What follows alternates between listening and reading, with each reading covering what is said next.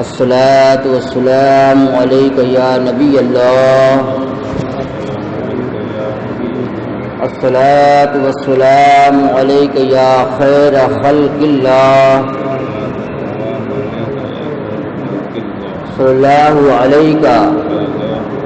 وعلی آلک واصحابک یا شفیعنا یوم الجزاء۔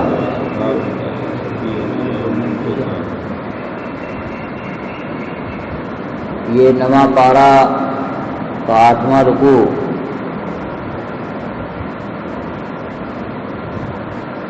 اور سورہ اعراف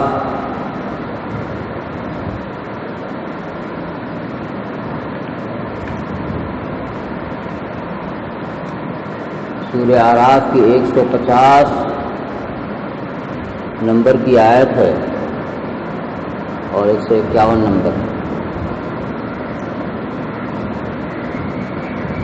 حضرت موسیٰ علیہ السلام جب کوہ طور پہ گئے 30 دن کے لیے کہہ کر گئے تھے، لیکن 10 دن اور جب بڑھ گیا تو یہاں پر قوم اپنی قوم کو حضرت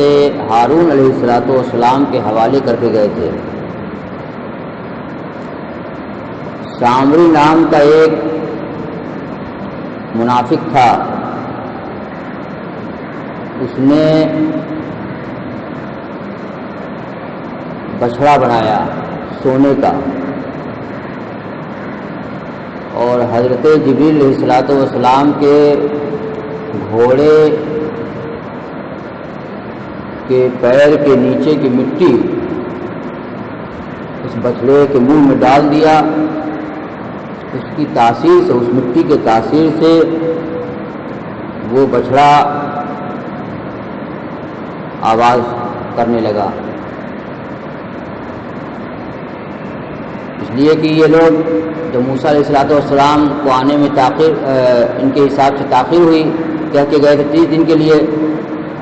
اور جب وہاں پہ 10 دن اور بڑھ گیا،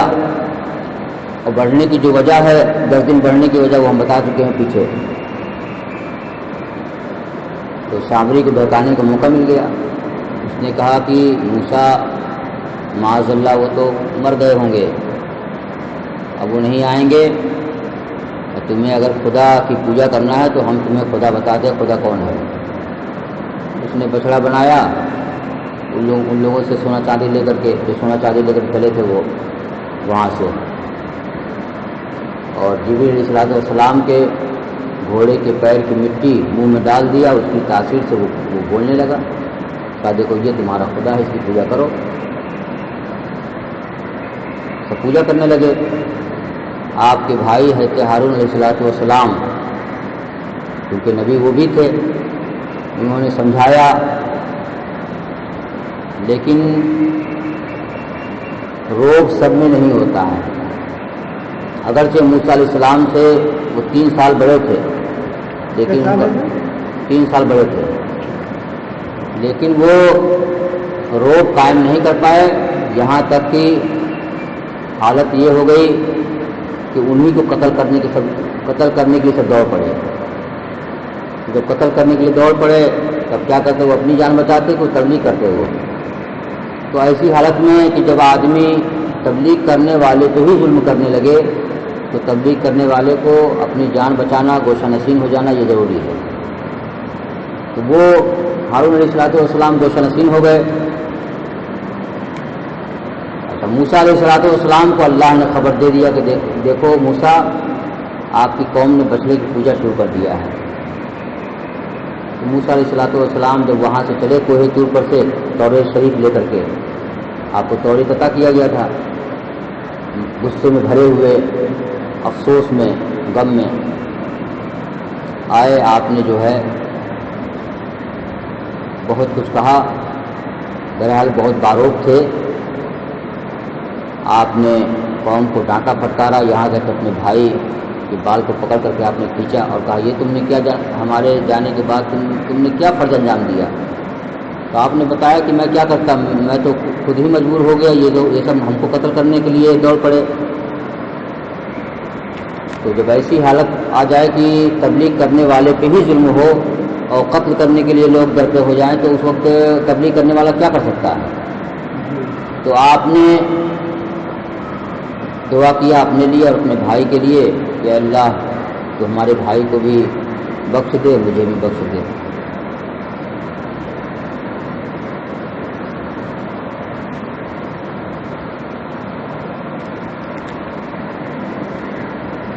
ولما رجع اعوذ بالله من الشيطان الرجيم بسم الله الرحمن الرحيم ولما رجع موسى الى قومه غضبان اسفا، جب موسیٰ علیہ السلام کوہ طور سے اپنے قوم کی طرف پلٹے، غضبان آصفا، غم کی حالت میں، غصے سے بھرے ہوئے، قال بئس ما خلفتمونی من بعدی، حضرت موسیٰ نے کہا تم لوگوں نے میرے جانے کے بعد خوب جانشینی نبھائی، ہم جانشین بنا کر کے گئے تھے، ان کو سمجھاتے رہنا، ان کو مومن بنا کے رکھنا، اس لیے کہ یہ کب بہک جائیں یہ کوئی بھروسہ نہیں ہے۔ تو جانشین بنا کر کے گئے تھے، اپنا نائب بنا کر کے گئے تھے، تو خوب جانشینی نبھائی۔ اعجلتم امر ربکم، کیا تم لوگوں نے اپنے رب کے حکم میں جلدی کیا؟ وَأَلْقَى الْأَلْوَاحَ وَأَخَذَ بِرَأْسِ أَخِيهِ يَجُرُّهُ إِلَيْهِ، اور آپ نے توریت شریف کی تختی کو زمین پہ ڈال دیا، غصے سے بھرے ہوئے تھے، اور اپنے بھائی کے سر کے بال کو پکڑ کر کے کھینچا غصے میں۔ تو قال ابن امّا ان القوم استضعفونی وقادوا یقتلوننی، تو حضرت ہارون نے کہا اے میرے ماں جائے، قوم نے مجھے کمزور سمجھا اور مجھے قتل کرنے کے قریب تھے، فلا تشمت بی الاعداء ولا تجعلنی مع القوم الظالمین، تو آپ بھی مجھے ان دشمنوں سے گالی نہ دلوائیے کہ آپ مجھ کو ڈانٹ رہے ہیں، میرا بال پکڑ کھینچ رہے ہیں، یہ کیا کہیں گے؟ یہ تو ہنسیں گے، کہیں گے دونوں بھائی لڑ گئے آپس میں، تو آپ مجھے دشمنوں سے گالی نہ دلوائیے، ولا تجعلنی مع القوم الظالمین، اب مجھے ظالم قوم کا ساتھی نہ بنائیے، یعنی میں ظالم نہیں ہوں، میں مجبور تھا کہ یہ لوگ خود میرے ہی پیچھے پڑ گئے، ہم کمزور پڑ گئے۔ تو قال رب اغفر لی ولأخی وادخلنا فی رحمتک، حضرت موسیٰ نے کہا اے میرے رب مجھے بخش دے، ولأخی اور میرے بھائی کو بخش دے، وادخلنا فی رحمتک اور ہم دونوں کو اپنی رحمت میں داخل کر لے، وانت ارحم الراحمین، تو ہی سب سے زیادہ رحم کرنے والوں میں رحم کرنے والا ہے۔ اب ان دونوں آیت سے جو مسئلہ ثابت ہوا، جو باتیں کھل کے سامنے آئیں، پہلا تو یہ کہ غصہ جو ہے یہ رب کے لیے ہونا چاہیے۔ موسیٰ علیہ السلام نے غصہ کیا، ناراض ہوئے، لیکن اس میں اپنا کوئی مقصد نہیں تھا، صرف رب کی وجہ سے، اور رب کی وجہ سے اللہ کے لیے، دین کے لیے، مذہب کے لیے غصہ کرنا یہ نبی کی سنت ہے۔ اور جو غصہ رب کے لیے ہو اور اس غصے میں آدمی ہوش سے بیگانہ ہو جائے اور بے خود ہو جائے، تو اس میں اگر وہ کوئی ایسا بھی کام کر بیٹھے جو شریعت کے خلاف ہے تو اس کی پکڑ نہیں ہوگی۔ جیسے کہ موسیٰ علیہ السلام نے تختی کو نیچے ڈال دیا، تو تختی کون سی تختی تھی؟ وہ کوئی عام تختی تو تھی نہیں، وہ توریت کی تختی تھی وہ، تو توریت کتاب اللہ ہے، اس کو آپ نے نیچے ڈال دیا، غصے میں بھرے ہوئے تھے، لیکن اس میں آپ کی پکڑ نہیں ہوئی، نہ کوئی اس میں کیا کہتے ہیں اللہ کی طرف سے کوئی حکم آیا کہ آپ نے یہ کیا کر دیا۔ اور ایک بات یہ بھی سمجھ میں آیا کہ تختی کو آپ نے غصے میں نیچے ڈال دیا، تو اس سے یہ بھی سمجھ میں آیا کہ جو کتاب اللہ ہے وہ نبی اللہ سے افضل نہیں ہوتا ہے، جو اللہ کا نبی ہے وہ کتاب سے افضل ہوتا ہے،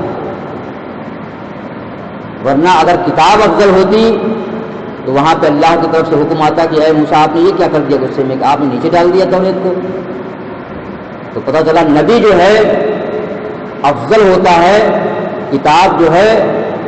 اس سے 19 ہوتی ہے۔ قرآن شریف کتاب اللہ ہے لیکن حضور سے افضل نہیں ہے۔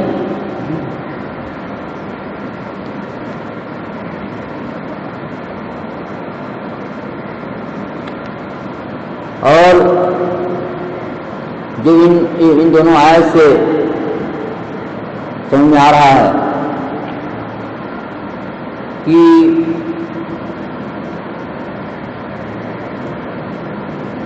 کہ حضرت موسیٰ علیہ السلام کے جو صحابہ تھے، اس سے پیچھے ایک آیت گزری ہے، اس میں بھی یہی بات آئی تھی سامنے، اور یہ بات سمجھ میں آئی تھی، اور اس میں بھی یہ بات سمجھ میں آ رہی ہے۔ وہ کیا؟ موسیٰ علیہ السلام 10 دن لیٹ ہو گئے، لیٹ کیا ہوئے؟ وہ تو اللہ کا حکم ہوا کہ اے موسیٰ 10 دن اور آپ یہاں ٹھہریے، 40 پورا کریے، جب کہ گئے تھے 30 دن کے لیے، اللہ نے بلایا تھا کہ آؤ کوئی تو ہم تم کو کتاب عطا کریں گے، 30 دن کے بجائے اللہ نے کہا 10 دن اور ٹھہرنا ہوگا، آپ 40 پورا کریے۔ تو صرف 10 دن لیٹ ہوئے، اور ان کی قوم کے لوگ جو ان کے صحابہ تھے، قوم کے لوگ بھی تھے، خاندان کے لوگ بھی تھے، اور صحابہ بھی تھے۔ بھائی نبی پہ جو ایمان لائے، نبی کو جس نے دیکھا وہ صحابی ہوا، تو موسیٰ علیہ السلام صحابہ تھے۔ 10 دن میں یہ لوگ بت کی پوجا کرنے لگے، سامری کی بہکانے سے بہک گئے، اور حضور نبی اکرم صلی اللہ تعالی وسلم مدینہ سے کئی بار آپ باہر گئے، اور کئی دن کے لیے گئے، بھائی جنگوں میں گئے آپ، 17 جنگیں کی سرکار علیہ السلام نے، 17 جنگ آپ نے لڑی ہے۔ یہ تو ہم ہیں جو بہترین چھت کے نیچے اور یہ قالین بچھا ہوا ہے اور پنکھا چل رہا ہے، مزے سے بیٹھ کر کے قرآن کی تلاوت کر رہے ہیں۔ اسلام یہ ہے کہ اس قرآن کی تلاوت کو جنگ کے میدان میں تلوار کے نیچے کیا جائے۔ ابھی وہ دن ہم لوگوں کو دیکھا نہیں پڑا ہے، اور اتنے بہترین چھت کے نیچے قالین کے اوپر نماز پڑھنا پڑ رہا ہے، تو اس میں بھی بتائیے لوگ سو رہے ہیں۔ خود حضور نبی اکرم صلی اللہ علیہ وسلم نے 17 جنگیں آپ نے لڑی ہے جا کر کے میدان جنگ میں۔ تو کہنا یہ ہے کہ کئی بار آپ گئے باہر، اور کئی مہینے باہر رہے، یا حضور نبی اکرم صلی اللہ علیہ وسلم پردہ کر گئے، اس کے بعد 1,24,000 کم و بیش صحابہ چھوڑ گئے، کوئی صحابی نہیں بیٹھا، کوئی صحابی ایمان سے یا اسلام سے دور نہیں ہوا۔ تو پتہ یہ چلا کہ موسیٰ علیہ السلام کے صحابہ سے حضور کے صحابہ کئی درجے افضل ہوئے۔ یہ 10 دن میں بہک گئے، بت کی پوجا کرنے لگے، لیکن حضور کے صحابہ پوری زندگی ایک بھی صحابی کا واقعہ نہیں ہے جو اسلام سے پھرا ہو۔ حضرت علی، حضرت امیر معاویہ میں، حضرت علی، حضرت عائشہ، حضرت زبیر میں جنگ ہوئی ہے، یہ خطائے اجتہادی ہے، اور خطائے اجتہادی پہ سوال ملتا ہے، لیکن ہے خطا، تو خطا تو ہوئی ہے، وہ بھی خطائے اجتہادی صحابہ سے، لیکن کسی سے کفر نہیں ہوا ہے، کوئی ایمان سے دور نہیں ہوا، نہ اسلام سے دور ہوا۔ تو پتہ چلا کہ موسیٰ علیہ السلام کے صحابہ سے حضور کے صحابہ کئی درجے افضل ہیں۔ اور اس آیت میں ایک چیز یہ بھی آئی سامنے کہ جب آپ نے بال پکڑ کے کھینچا ہارون علیہ السلام کا، تو آپ یہ بھی کہہ سکتے تھے کہ اے میرے بھائی یہ کیا آپ کر رہے ہیں، آپ یہ بھی کہہ سکتے تھے کہ اے ایک ہی باپ کے بیٹے، اے ابن ابی، اے میرے باپ کے بیٹے، یعنی بھائی، یا یہ کہہ سکتے تھے کہ اے موسیٰ، کہ عمر میں بھی چھوٹے تھے، وہ جی عمر میں چھوٹے تھے لیکن مرتبے میں افضل تھے وہ، کیونکہ وہ رسول تھے، صاحب کتاب تھے، اور یہ کیا کہتے ہیں ہارون علیہ السلام کو نبوت ان کی وجہ سے ملی تھی اور وزیر تھے، تو لیکن عمر میں چھوٹے تھے، تو نہ نام لیا، نہ یہ کہا کہ اے میرے بھائی یہ کیا کر رہے ہو، یا نہ یہ کہا یا ابن ابی، اے میرے باپ کے بیٹے یہ کیا کر رہے ہیں، کیا کہا اے ابن امی، اے ابن اماں، اے میرے ماں کے بیٹے، اے میرے ماں جائے۔ تو اس سے یہ ثابت ہو گیا کہ ماں کی نسبت میں بہت بڑی تاثیر ہوتی ہے۔ اس کی وجہ یہ ہے کہ ماں 2 سال جو دودھ پلاتی ہے بچے کو، تو دودھ کا اثر جو ہے ابال مارتا ہے، ورنہ یہاں پہ باپ بھی آ سکتا تھا، بھائی بھی آ سکتا تھا، ایک ہی باپ کے بیٹے تھے، سگے بھائی تھے، نام لے کر کے بھی کہہ سکتے تھے، لیکن کا لفظ آیا، اس سے یہ ثابت ہوا کہ ماں کی نسبت میں جو اثر ہے وہ باپ کی نسبت میں اثر نہیں ہے۔ اس کی وجہ یہ ہے کہ ماں چونکہ اپنا خون جگر بچوں کو پلائے رہتی ہے، تو جو دودھ ہارون نے پیا تھا وہی دودھ انہوں نے پیا تھا، اس لیے آپ نے ماں کی طرف سے نسبت کر کے آپ کو جب کہا تو آپ فوراً ہاتھ آپ نے روک لیا، اور ماں کا مرتبہ باپ سے زیادہ ہوتا ہے، اس سے یہ بھی سمجھ میں آیا۔ ایک صحابی تھے، کلمہ زبان سے جاری نہیں ہو رہا تھا، مشہور واقعہ ہے، حضور نبی اکرم صلی اللہ علیہ وسلم نے کو خبر دیا گیا، آپ قریب آئے، آپ نے بھی کلمہ پڑھنے کے لیے تلقین کیا، لیکن کلمہ زبان سے جاری نہیں ہوا۔ آپ نے بلایا سب کو، تو پوچھا ان کی ماں سے کہ کیا بات ہے، تم ان سے راضی ہو یا نہیں راضی ہو؟ کہا نہیں، ہم اپنے بیٹے سے راضی نہیں ہیں۔ کہا کیوں؟ کہا یہ میرا نافرمان تھا، یہاں تک کہ ایک بار مجھے تماشا مارا، میری آنکھ چلی گئی۔ کہا ایسی بات ہے؟ پھر آپ نے جو ہے لکڑی اکٹھا کروائی اور کہا کہ میرے صحابی کو اسی آگ میں ڈال دو۔ جب آگ میں جاتا ہوا دیکھی ماں تو تڑپ گئی، کہا یا رسول اللہ، ٹھیک ہے میرا نافرمان تھا، لیکن اب میں اپنے سامنے اپنے بیٹے کو آگ میں جاتا ہوا دیکھوں، یہ مجھ سے برداشت نہیں ہوگا۔ تو کہا معاف کر دو۔ ماں نے معاف کر دیا، کلمہ زبان سے جاری ہو گیا۔ تو ایک صحابی کا یہ معاملہ ہے کہ ماں کی ناراضگی کلمے کو زبان پہ جاری نہیں ہونے دے رہی ہے۔ اگر ہمارے اور آپ کے ماں باپ اگر خدا نخواستہ ناراض ہو گئے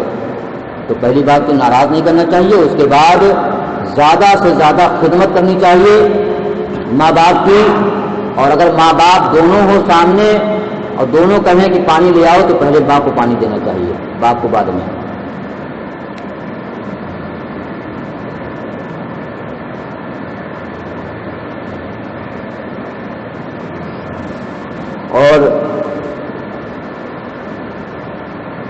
اور اسی آیت سے ایک بات یہ بھی ظاہر ہو گئی کہ چاہے وہ خاندان کا آدمی ہو، چاہے رشتہ دار ہو، چاہے بھائی ہو، لیکن اگر اس نے مذہب تبدیل کیا یا فرقہ تبدیل کر دیا تو وہ دشمن ہوتا ہے، وہ بھائی نہیں رہ جائے گا، نہ وہ اپنا رشتہ دار رہ جائے گا، نہ اپنا خاندان کا رہ جائے گا۔ اس آیت سے فلا تسمت بی الاعداء، تو آپ مجھے دشمنوں سے اب گالی نہ دلوائیے۔ یہ دشمن کس کو کہہ رہے ہیں؟ ہے تو خاندان کے لوگ ہو، یہ سب بنی اسرائیل یعقوب علیہ السلام کا لقب ہے، یہ سب بنی اسرائیل تھے، سب ایک ہی خاندان کے تھے۔ اب اس کو دشمن کہہ رہے ہیں علیہ السلام کو، کیوں کہہ رہے ہیں؟ کیونکہ وہ دین سے ہٹ گئے تھے۔ تو دین سے، مذہب سے، اپنی جماعت سے، اپنی ٹولی سے کوئی اگر الگ ہو گیا تو اگرچہ وہ خاندان ہے لیکن اسے دشمن کہا جائے گا، وہ دشمن کے درجے میں ہے۔ لیکن اگر کوئی غیر خاندان ہے اور اپنے دین میں ہے، اپنے مذہب میں ہے، اپنے طریقے پہ ہے، اور نبی کی سنتوں کا پابند ہے،